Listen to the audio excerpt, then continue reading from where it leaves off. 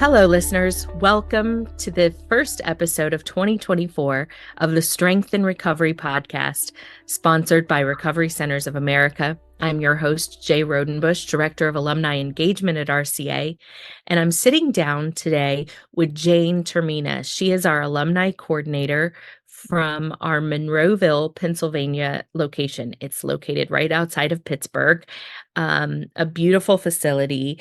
And she serves as the alumni coordinator. She has a long list of qualifications, but she's a life coach and life and spirituality coach, and she specializes in grief.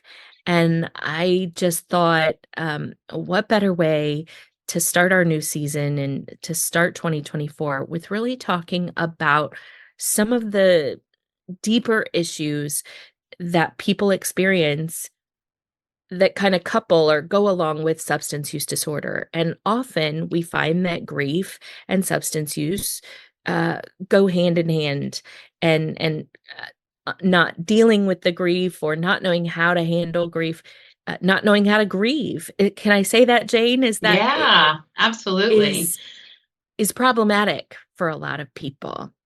For a lot of So people. why don't you just introduce yourself? I know you've done some study.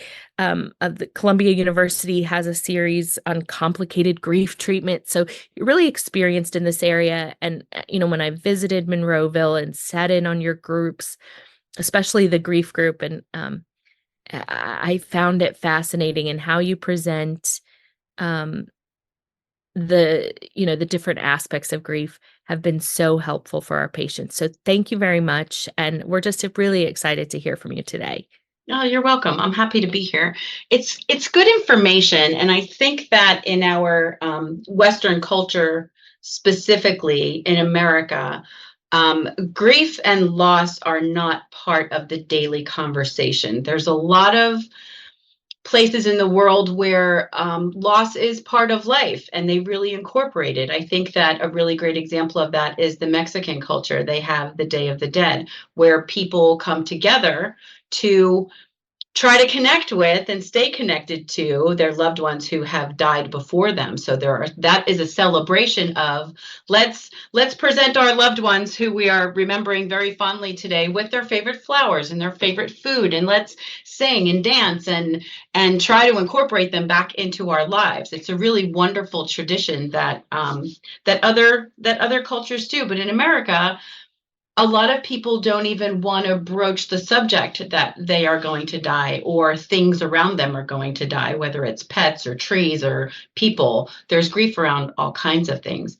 I do like presenting this information to the recovery population because the way that you need to manage yourself through a profound grief experience is really similar to the kinds of ways that you manage your recovery.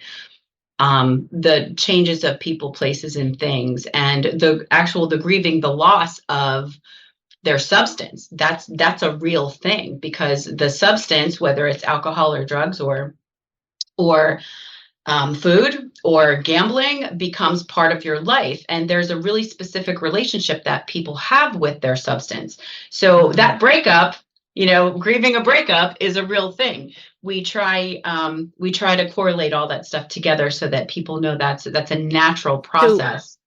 So I think that's such an important point. So even though, this is the right thing to do, you're giving up that substance, maybe the temporary pleasure it brought, the rituals that people put around the use, all of those things, I'm sitting here and I'm sure many people are sitting with their cup of coffee. If you told me that I could never have another coffee, I would miss holding the cup. I would Yes, miss, right. The sound of the percolator in the morning, and all of those things The are very cup and the integrated. warmth and the ritual of this is how I do my additives, whether it's cream or sugar, all of those things. It's part of Oh no, it's just really part of your straight day. black for me, just a Yeah. black cup of coffee. Either way, holding your black cup of coffee and the warmth of the cup and how it smells and the chair that you sit in and your favorite mug, all of those things. If they took that away from you, you have a relationship with that cup of coffee. And if you had to break it for whatever reason, you would be sad. So even though, and we can correlate that to even any kind of relationship, whether it's a romantic relationship or a friend relationship. If there is a breakup that way, and even though it's for the best, it's still a big part of your life that you have to let go. And So there are, yeah. I guess what I hear you saying is we're expanding our definition of what grief is. When you Yeah. hear the word grief, you think someone died. Right. But there's an expanded definition, and that's where I think you're able to sit down with patients and say, what are these emotions Yeah. and how are they connected to this act that we all go through, which is grief. Right. Yeah, because grief comes from loss. Loss are people for sure, but there's a myriad of things that people lose. They lose, but empty nesters, women especially who have always nurtured a family and now the family has left the nest. They've left home, they're off living their own lives. It leaves a void for a lot of people, and that's an example of grief as well. So we call that disenfranchised grief, the grief that people may not be able to see and society doesn't recognize as major. That doesn't mean it's not major to you. So we talk about those kinds of things too. Mm. And today I asked you to talk about, I've heard you give the presentation and it's just so, so good. And really, Jane is a phenomenal group facilitator. And that's an important experience in our treatment centers, is being able to meet with our group facilitators and talk about different topics and how they relate to recovery and how they relate to mental health. And Jane does a group on the 7 myths of grief. And so I just thought that would be a great framework for our conversation today. And so I'm going to let you launch into that. And I'm sure if you don't mind me interrupting from time to time and asking questions, because I'm naturally curious. And but maybe before, just can you tell me how much does grief, and I know we use the expanded definition, but grief as in the traumatic loss of a person, really, how often do you feel like that pops up with patients or with people with substance use disorder? I don't have a percentage, but it's often. I will say that as people are coming through the program, therapists will reach out to me fairly often to say that their husband died or their mother died 20 years ago, or it was a recent loss. And depending on the amount of time that has gone by, I will approach it in a different way. When we have fresh loss, when something is within 12 to 18 months, it's a different kind of healing that typically happens. But if it's long ago and it's complicated because it's been buried for a while under a substance, that's when we have to do a little bit of extra digging to get it out of there. But it's pretty often. I don't have a number, but it's definitely pretty often. Yeah. I'll say that and we can go back and do this again, but it's the six major myths of grief, not 7 that I have for today. I have Oh, more, okay. but the program is Well, we 6 just myths. may we may throw in a couple Well, ourselves, listen, right? I have several, but this specific program is just for the 6. But Okay, we'll do I pulled 6. so I I pulled even this. wrote 6 down. It's whatever. So for today, from the grief recovery method, which people can freely access online, but the grief recovery method introduces 6 major myths of grief, and we can go through those pretty quickly. And I think that they're going to sound common to people. I think so. Grief is the natural response to loss. It is not a diagnosis. Grief is not a diagnosis. It's a verb. It's something that you have to do. And since it's not a diagnosis, you really can't medicate yourself through it. I love that. Yeah, You have to do grief. Grief is a verb without question. And because Mm. and I ask the patients and I ask people that I know, if you've tried to medicate yourself through grief, what happens is it just sits there waiting for you. It doesn't go away. So when you sober up, or if you're doing something else to try to avoid it, whether you're working too much or distracting yourself somehow, when you wake up the next day, it's still there. And it's something that is supposed to be felt. It's not something that we're supposed to just put in a box and put away on a shelf, you know? So when we talk about the major myths of grief, myth number one is not to feel bad. So when we talk about don't feel bad, we're talking about not acknowledging the feeling. So this myth comes into play with relationships or with substance for sure. If I tell you, don't feel bad about losing something, that's heartbreaking because I can't judge what someone else's loss is compared to mine. And I will share that. I've taken grief on because my only child died in a car accident in 2015. Mm-hmm. So I do have a profound understanding of how painful it is to have your heart ripped out of your chest, That being said, I can't compare my loss to someone who has lost their favorite pet. Maybe that's the hardest thing that they've had to do to date, and that pain is real. We have to meet people where their pain is so that we can teach them how to feel it in healthier ways, as opposed to medicating ourselves through it, which is what I see a lot in treatment. So when we talk about, yeah, go ahead. I think having gone through the grief process myself, in different ways, people want to cheer you up, right? Right. Like, and there's this need that people need you to be happy. Like, are you okay now? Are you okay? Like, and I think that goes to not only do we not want to feel bad, and maybe the loss, maybe it's someone's end to suffering. Maybe it is, we know it's for the best, but we still feel sad. We still mourn. We still have these acts of grief. Absolutely. Like you said. So yeah, I think, and especially as children go through grief, we think if we can just cheer them up, make them feel better, take them to Disneyland, and it really, it's part of the medicating or trying to numb. That's exactly right. Yeah. So the example that they give, I'll just read a little blurb and play off of that, is that, as young children, we're teaching them not to feel bad. So the example they give is when, let's say, a child is on the playground and someone is mean to them for whatever reason, and the child comes home from school, and any caretaker, the mom, the dad, the grandma, whoever's in charge of caring for that child that day, sees the child upset and says, "What's happened?" And the kid says, "So and so was mean to me today," and they're in their feels about it. And caretaker will say, "Oh, here, have a cookie, you'll feel better."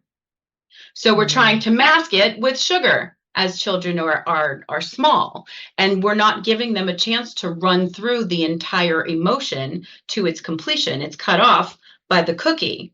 So then when they circle back around to it, because that's what your body will do and that's what your mind will do, "I've not resolved this yet." And the caretaker will say, "Oh, that's over. We're moving past that. Have another cookie." So on top of not being taught to let your emotions flow through to their completion, we're also teaching them that there's an escape route. So even though the child feels different, they don't feel better. So when we talk about not feeling bad and not teaching our children to embrace disappointment and hurt and anger and sadness, we're not setting them up for the rest of their lives not being able to manage their emotions. So as time goes by, they're always going to look for something else to kind of mask what they're feeling, when as human beings, we're designed to be able to withstand all of these things. So let's not, America has a really great way of wanting everybody to be happy all the time. And that's, happy is not a state of being. We are human people who have been given all of the emotions, the entire range of emotion, and we're supposed to experience them all, for good, bad, or ugly. It's just part of what we do. And when we deny our being the ability to experience all emotions, that's when we may get into trouble later in life, when we have access to things that are not as healthy or not as good to, to self-soothe. We kind of hijack that reward system Yeah. and say, then when I'm feeling bad or when I go to these emotions, I need, Yes. Something. And you don't need something. You or just, I get, right? yeah, Maybe it's not even I need. could Maybe be it's that. I get. Absolutely. Yeah. And that's a Yeah. danger zone for sure. Um, I had a patient one time say to me, so I'm just supposed to let them be unhappy? And I said, yes, you are supposed to let them be unhappy and teach them how to be unhappy. Because when children Mm, are out of our care, when they're adults, when they are teenagers and they're out in the world, the rest of the world is not going to look at them and go, oh, but it's Jane, it's okay. We'll just give her what she needs to make her happy. That's not what happens. And when we as adults or we as teenagers are butt up against the world then and we're not getting our way, we don't know what to do. And honestly, what we just have to do is kind of circle back around and feel the emotion, let it play out. And yeah, it's different on the other side, and it's healthier. and I think in playing that out further as the caregiver, being able to show your own unhappiness, not that we always want to be sad for our kids, but um, when I've lost two moms in a very short amount of Yeah. time. And to be able to sit with the kids and say, yeah, today's a really rough day. I'm really, we were doing Christmas shopping and we walked through them all, and my daughter looks at me and she goes, "You're missing mom, aren't you?" And I said, "You know what? I am." And we were able to have a nice conversation. She recognized that in somewhere I should have been really happy, I was feeling a certain sort of way. And we had a really nice moment, which was also powerful. Yes. So I think teaching your kids that it's okay to grieve, that's part of grief, that Yes. sadness, that loss, that not being on top of the world. Um, There's going to be days we're not on top of the world. That's it's just the healthy. life cycle. It's what we do. So when we talk about not feeling bad, you gave a good example earlier. What if someone has, really lived out their life? They're 98 years old and they're getting to a place where they're Mm, excused from being. Just because it was an appropriate and natural end to a life, that doesn't mean you're not going to miss people. You're allowed to still be sad about that. hmm When you have a breakup that that is appropriate for your mental health or for your being, but you've still invested a lot of time, you can still be sad about that, even though it's for the best. You don't have to be happy that you're getting divorced because you don't like the person anymore. You can still retreat and go, wow, but all of that time or all of those experiences, you're allowed to grieve the loss of that and still move forward. It's okay. So, it's so good. yeah, so All that's right, we myth got to get number back to one. our Yeah. list. All right. We're never. So, myth number two is replacing the loss. Oh. We give examples of, this kind of goes hand in hand with don't feel bad. So if you are replacing a loss, if this happens a lot with pets, right? So I've not completely gone through the loss of the dog or the cat or the fish or whatever creature was making your life super happy, and thinking that you can just replace the loss with another pet. Sometimes that stacks up and it doesn't play out well. So when we do that with children, thinking that they can just replace losses, that becomes a problem as you're growing. And a lot of times I refer to the children because that's kind of where we get our programming for how we conquer and how we deal with things that are uncomfortable. So that And kind of starts that way. in don't you think in people's efforts to make you feel better, they say really stupid things, right? Can we just They call a they're spade a spade? they're trying. It's okay. Everybody just wants you to feel better, and that's because when you have not learned to resolve your own emotions, when you see other people who are emotional, it is hard for you because Mm. people tend to take on what other people are feeling. And I always tell everybody, you cannot feel other people's feelings for them. You cannot process grief for someone else. You cannot process disappointment for someone else. You have to give them the tools and the ability and the pleasure of doing it on your own, because that's how you're going to learn. And that's why I think people want to tamp that down, especially parents. We don't want to see our beloved cherubs feel badly about anything, but it's our job to help them learn how to feel angry and how to feel sad. But you've heard people say, oh, well, there's more fish in the sea, like if it related to a breakup, or Yes, that's the next God example for sure. forbid, somebody loses a child and they say, well, You can maybe have you more will. kids. Yeah. And the pain in that moment. Yeah. And I think you're right, having compassion for that person because maybe you're recognizing they haven't experienced it themselves. Yeah.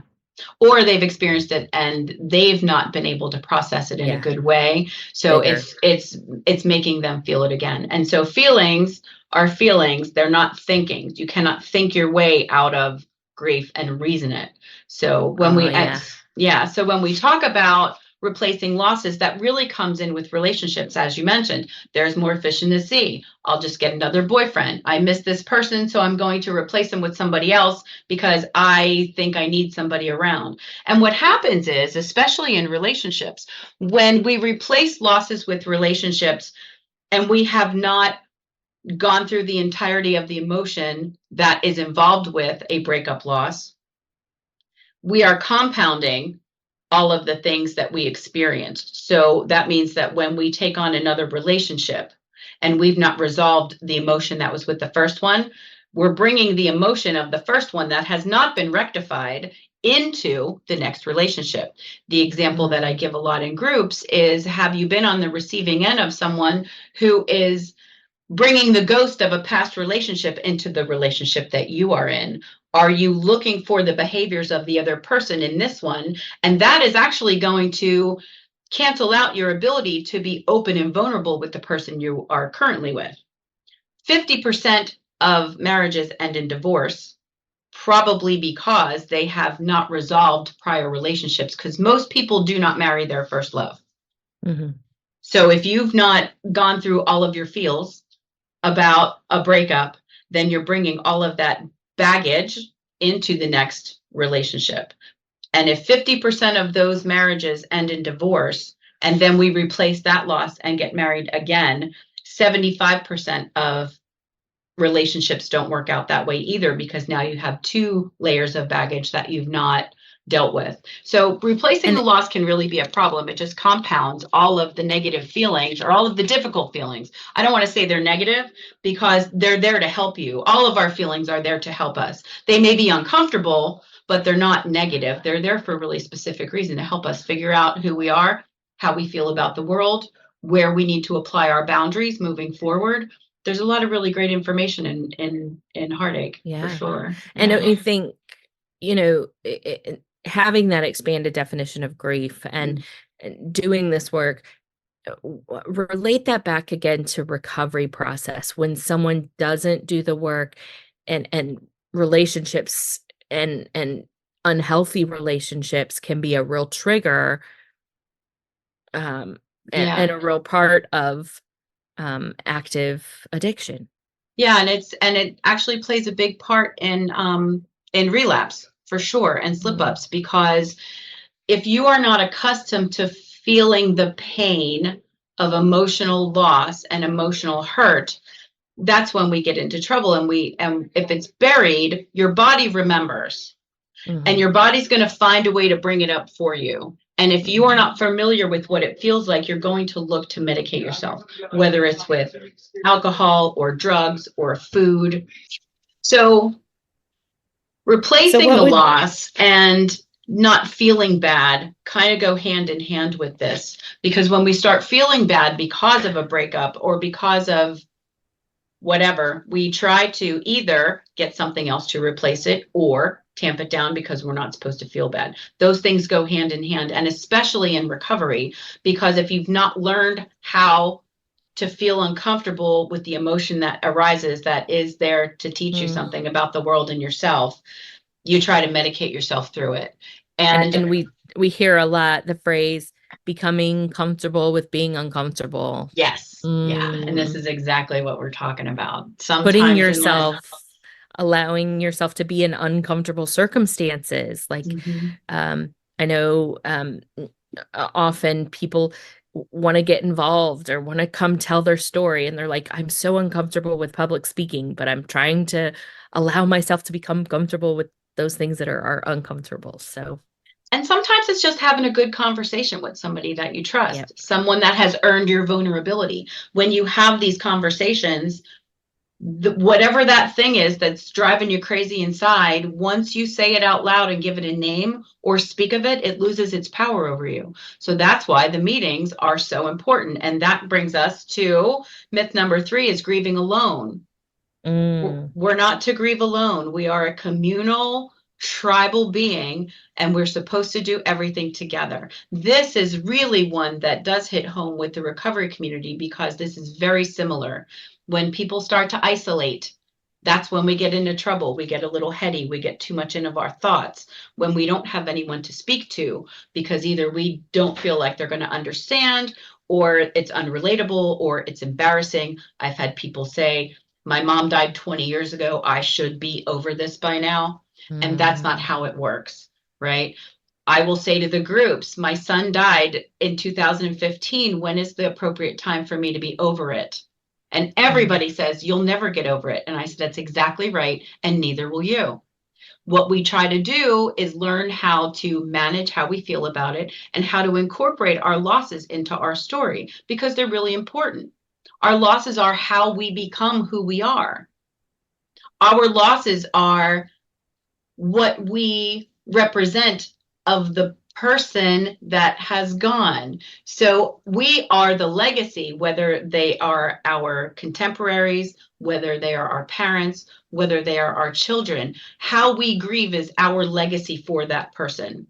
So mhm. how well are we representing our grief to show the love? Because the amount of grief equals the amount of love. So how are we showing the world what this person meant to us? If Yeah. I decided at some point to sit in a corner with, a bottle of Tito's, that's not serving Michael's memory at all. And Hmm. that's not serving your loved one's memory either. So how would you like that person to be remembered through you? Let's work on that. So grieving alone is a big, big problem. And I'm seeing a lot of this happen in society now because there's a trend for people not to have funerals. Big trend. Mm, I don't want you to spend the money. I don't want people looking at me in the box. I don't want the attention, those kinds of things. Whether you want that or not, people are still going to grieve for you. And by science, we know that when the rituals begin, when the funerals begin, that's when your brain starts to recognize that this is real. When you mm, gather, when people come together, when you are given an opportunity to hear about how much someone liked your loved one, or you're able to receive a hug that day, whether you're standing at the box or you're not standing at the box, like however it goes, there's a void that comes into play when people are not given an opportunity to love on you when someone has died. So grieving alone becomes a problem if you're not able to express what's happening for you, because then that's what gets buried inside. That's when people say, oh, it's been this amount of time and you're not over it by now. All of those kinds of things. There's a difference between isolation and solitude.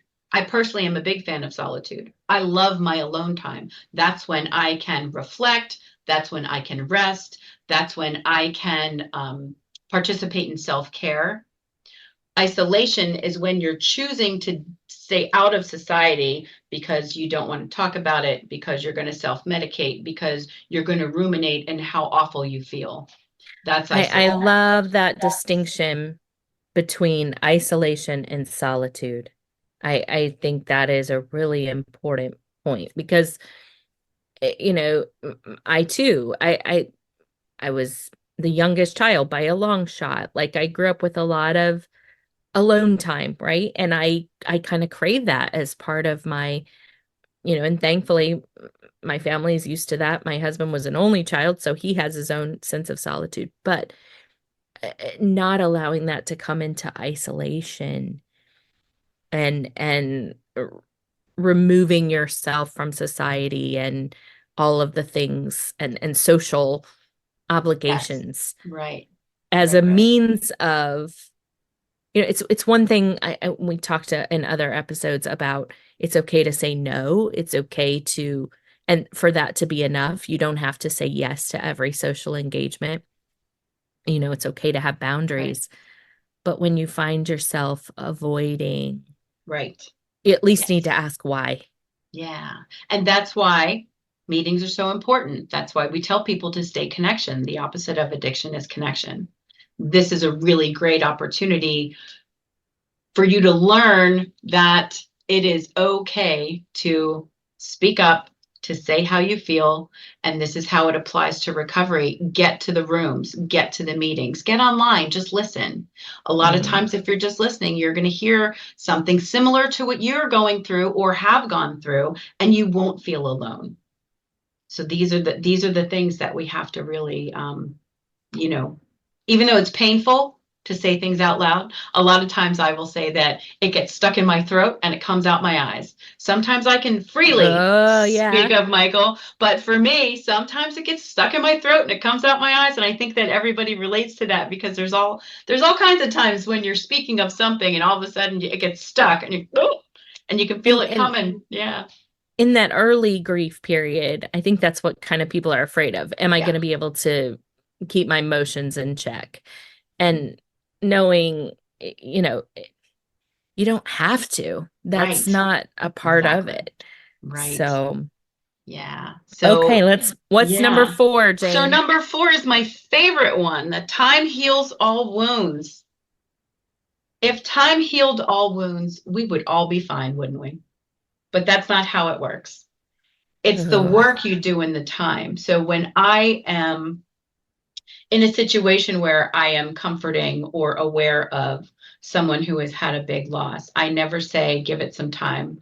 I always say, this is going to take some work, but you can do it. And the work is just feeling badly. The work is Mhm. allowing yourself to feel sad. The work is allowing your body to receive all of the things that people have to offer when they're trying to comfort you. All of the things that people have to offer, whether it's, you know, food, or some people will, provide cash if you're strapped for some reason. There's donations, all the things that people have to offer. And sometimes when you're on the receiving end of love, it's foreign because people don't know how to do that. But that's where the work is. It's not time, it's the ability to sit with your emotions about it and let them run their complete course. I think this is an important thing to remember in recovery too, is that, a lot of times people who are not familiar with um addiction or how it impacts a person, that this could be a lifelong, or it is a It is. lifelong um part of someone's journey. And so getting, whether they come to us for 30 days and hopefully they'll continue in treatment and do our outpatient, because we know the longer people stay in treatment, the better success rates they have. Right. Um, and they go through the process, they go to meetings, maybe they do start feeling better a year in, 2 years in, and maybe all of a sudden thoughts come up and it's like, wait a minute, but I had this much time, I should Mm, yeah, it's be the work. over it. Yeah, it's the Like, work you do in the time, and that specifically can translate back to being in recovery as well. It doesn't matter how long you went to treatment. If you were sitting in treatment like it was a resort, not a rehab, and you weren't doing the work, then you're not gonna get better. So the longer you stay in something, if you're not doing the work, you're coming out just the same.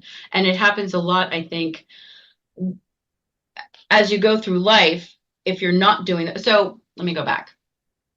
I also tell the patients the definition of cheating is not doing the work. Whether you are taking a test because you didn't study, you're cheating, right? You didn't do the work. If you're in a relationship and you cheat on your significant other, that's because if you were uncomfortable, you weren't doing the work with your partner to make sure that you guys were in a healthier state. If you're cheating on your diet, you're not doing the work. So cheating is just not doing the work. Cheating in grief is not doing the work as well. You're not, and honestly, when it just comes back to, you have to let yourself feel bad about it.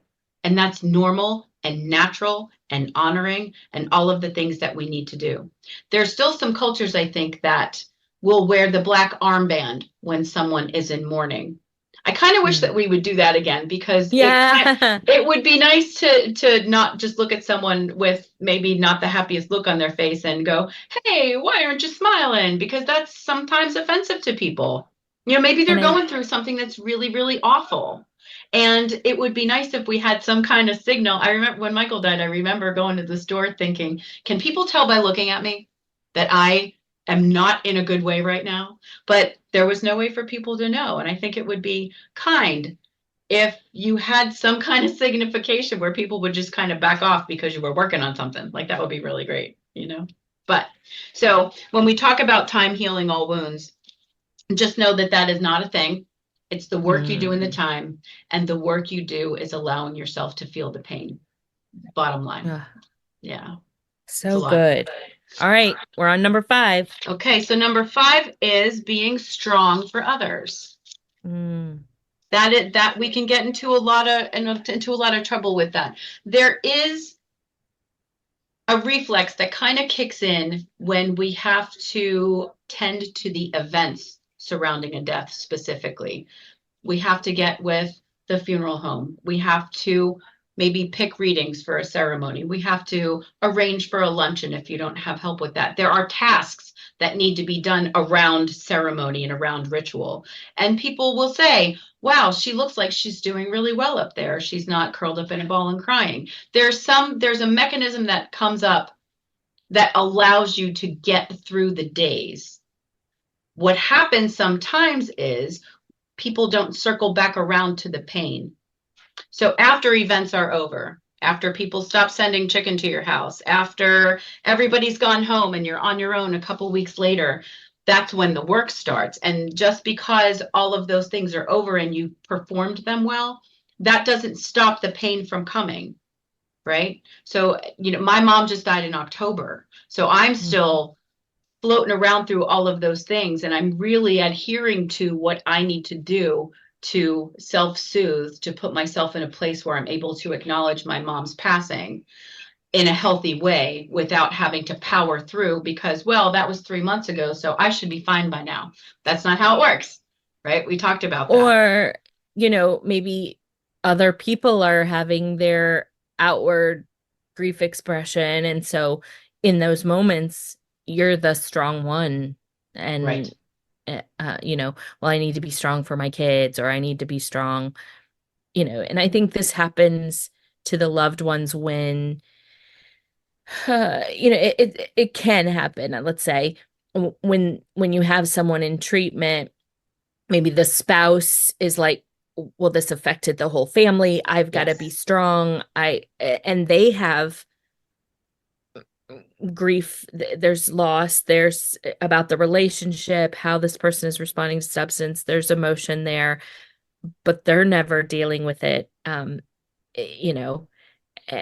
as their loved one is getting well. So making sure the whole family unit is considered in the grief process, is considered in the substance use treatment planning, right? Because we say addiction is a family disease. It is. But I think grieving includes your family too, whether it's a relationship, whether it's physical loss of someone passing. It does.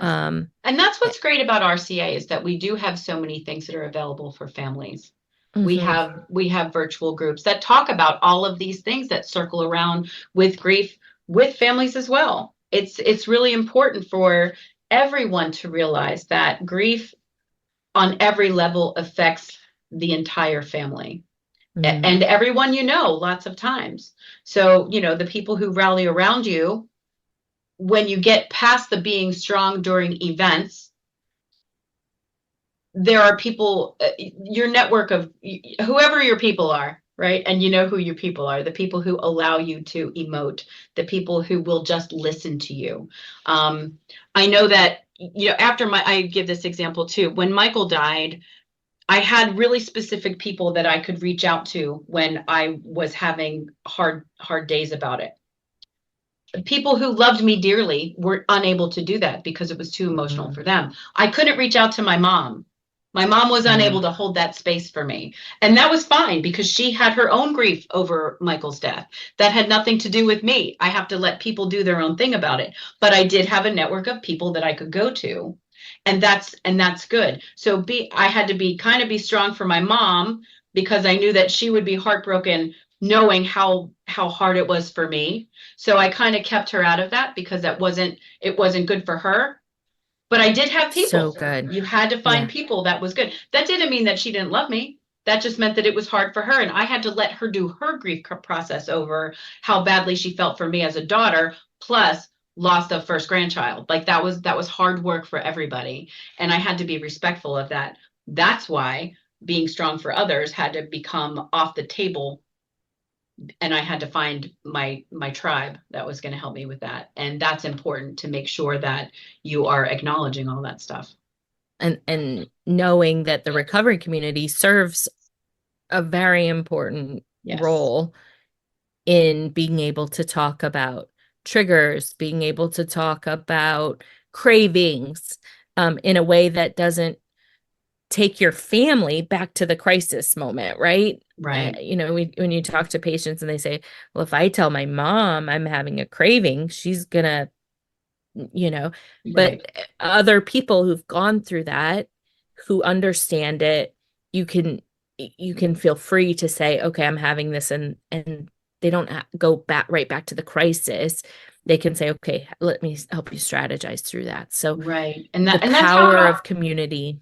Yes, and that's how it all works together with all of the myths coming through. So being strong for others, you may have to put on a different face when you're dealing with your family because they're grieving the loss of the person that was not addicted, right? So you didn't start out, maybe you didn't express or start out in addiction to that, to whatever your substance is, but your family remembers you before you were addicted to And something or before you were out, but changed into the person that this is. So they're grieving the loss of their person before addiction. Now they have the person who is an addict of whatever the substance is, and they're grieving the loss of the person before that they knew. Because I always say nobody holds a brand new baby in their arms and goes, oh, you're going to be trouble, I can tell by looking at you. Nobody does that, right? So when our family members become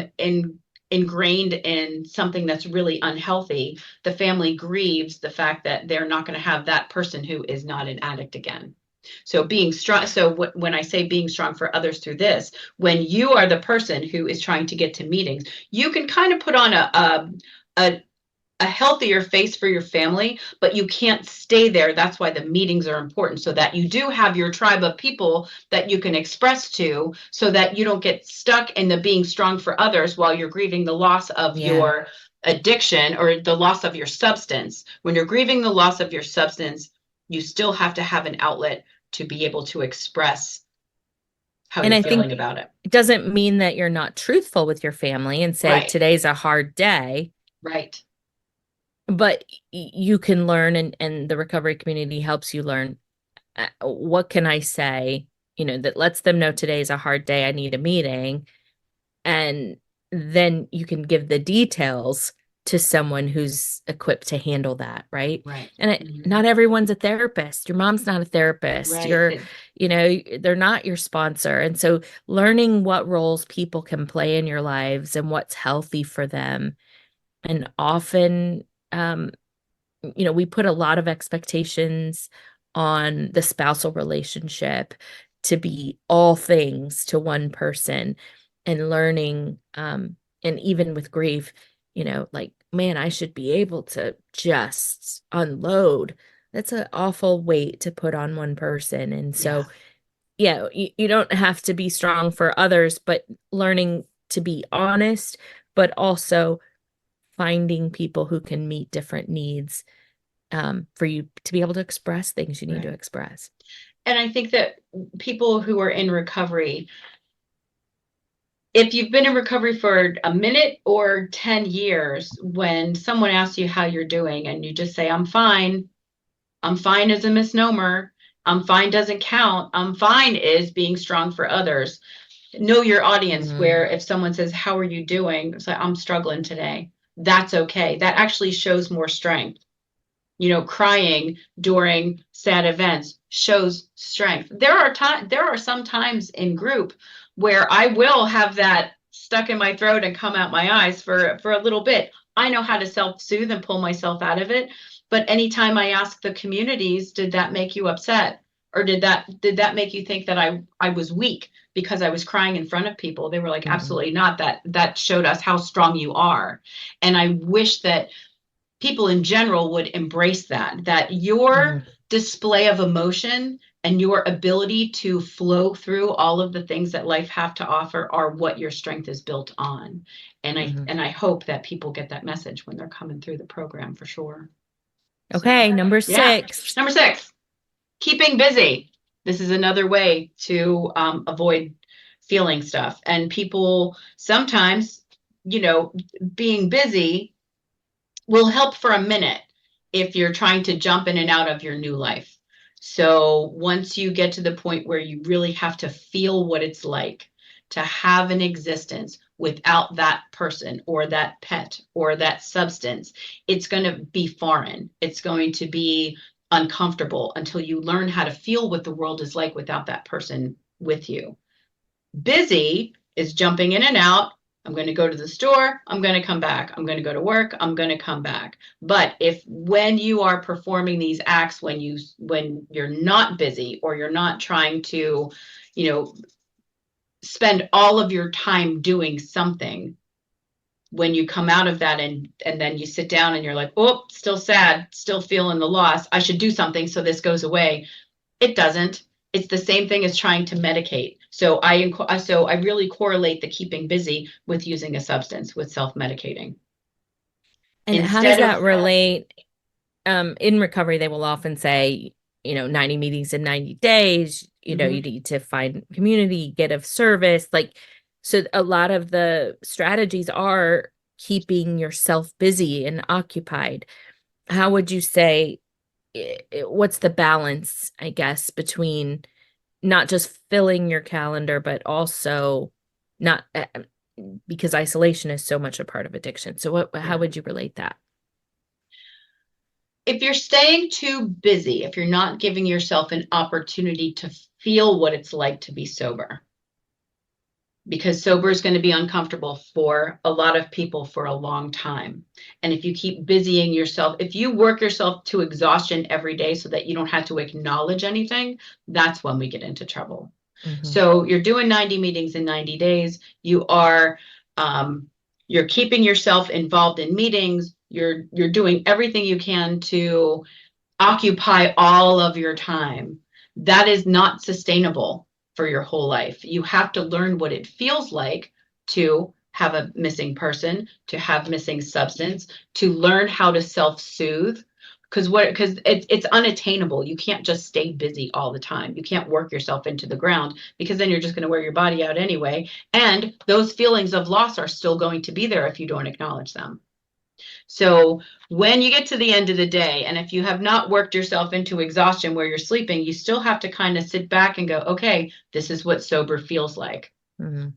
This is what my emotions feel like now that I'm sober. Because a lot of times, if we have been trying to tamp down all of the negativity with a substance, the negativity might still be there when you're sober. How are you going to manage yourself? And that's where therapy comes in. That's where outpatient comes in.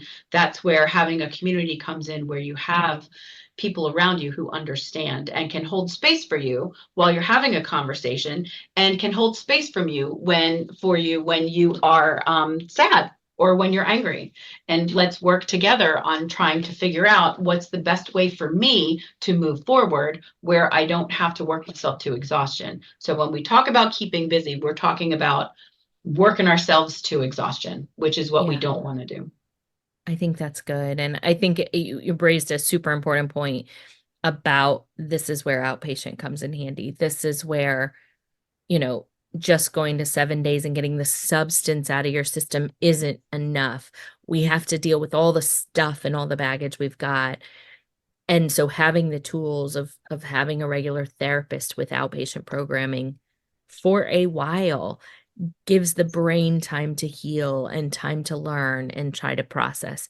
So when you come into treatment, we're not going to pick around on everyone's deepest, darkest stuff. We got you got a lot of healing that you're doing um just with the body, right? Like, Yeah, you know, right. and getting the substance relieved, getting it's almost like triage, right? And then we need to start it's step one, and then step two, getting into longer term Yeah. treatment, finding those meetings, finding the support groups. I think that's so important. I'd like you to end. I've heard you say several times, and it's becoming a buzzword. It's or something you've heard in the last little bit. You say find people who can hold space for you. Will you define that? What does that mean to you? And just what should people be looking for? Holding space means when you sit with someone, number one, you're not feeling their emotions for you. You are not trying, number two, you're not trying to fix them. And this is if you are the person, if you're Yeah. holding space for another. Yes. If you are the Okay. holder, if you are the person that somebody comes to because they need an ear, they need to vent, they need to show emotion somehow, you are the person holding space is someone who is not going to try to soothe them, give them excuses as to why they feel the way they do. You're not the person who is trying to fix them or give them suggestions. You're just the person who is able to sit and listen. And listening is a really important skill. You are not distracted by your phone or the TV. You're able to make eye contact and just not say a word and just sit and be with the person fully. So when you're holding space, when you are able to relate, when you are free of distraction and that person feels important, important enough that you do not have one other thing on your mind but them, that's probably the best person that you can find. And once you have been on the receiving end of that, then you'll be able to do it for someone else too. It's beautiful.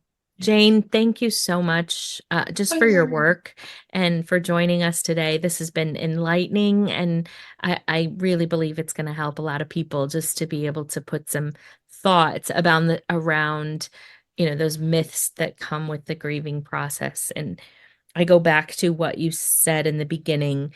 Grief is a verb. We have to do the work of grief, and all of us have something in our life. Um, you say you're not in personal recovery, but you say you're in, how did you word that? Right. So I just let everybody know that even though I'm not addicted to any substance in particular, I am in recovery from life. There's been all kinds of things that I've had to get through, and I do my best to work to get through them every day. And it is work. Some days are harder than others, but it's manageable if you dig in. And if I can be an example to help people learn how to feel life fully, then I hope that I'm doing a good job. Thank you so much. And thank you, listeners, for joining us today on the Strength in Recovery podcast. Please share this podcast with others. We would like to get the word out. These are great recovery stories, recovery topics. And if you have a topic you're interested in, or you know someone who would be a great um, uh, would enjoy being on the podcast, let us know. We'd love to hear some feedback from you. So, and especially if you'd like to go on one of the platforms and leave us a great review, that would be helpful as well.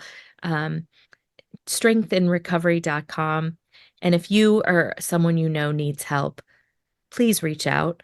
Our Mission Center employees are wonderful. They understand addiction, they understand crises moments.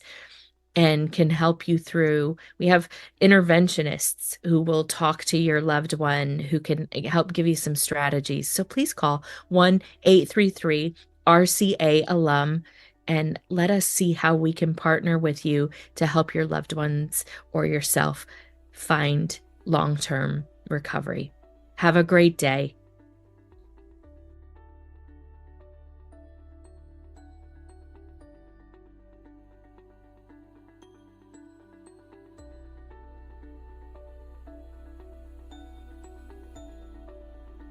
Thank you for listening to the Strength and Recovery podcast. If you enjoyed this episode, please tap the subscribe button and leave us a review. We love hearing from our listeners and hope to reach more of you out there as we continue to share these incredible stories of recovery. The RCA alumni team aims to provide a safe, supportive environment for those in the recovery community, regardless of their affiliation with RCA.